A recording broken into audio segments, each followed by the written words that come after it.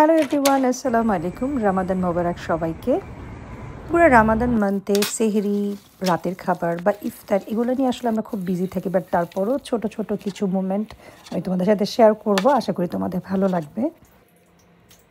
আজকের দিনটা অনেক বিজি ছিল, বাট তারপরও কীভাবে কি ইফতার করেছে সেটা নিয়ে আজকের ভ্লগ। আজকের দিনটা অনেক তাড়াহুড়া করে গিয়েছে।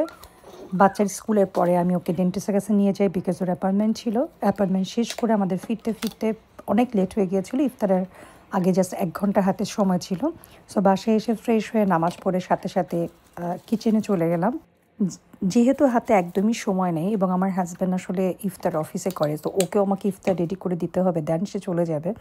সো এটার জন্য আমাকে ঝটপট করে কিছু করতে হয়েছে। সো আজকে আমি জাস্ট চিকেন বার্গার করেছিলাম, চিকেন চিজ বার্গার, কারণ আমার প্যাটিগুলো আগে থেকে রেডি করা ছিল। অনিয়নগুলো আমি আগে থেকে ফ্রোজেন কেনা ছিল, সো জাস্ট ভেজেছি এবং জাস্ট অ্যাসেম্বল করেছি। এরপরে আমি কাস্টার্ড করেছি। কাস্টার্ডের জন্য আমি অনেক কিছু করিনি, ফাঁকিবাজি কাস্টার্ড বলা যায়। জাস্ট আমি খেজুর, কলা, কিছু ড্রাই ফ্রুটস, স্ট্রবেরি এগুলোই ছোটো ছোটো করে কুচি করে আমি কাস্টার্ডটা করে ফেলেছি।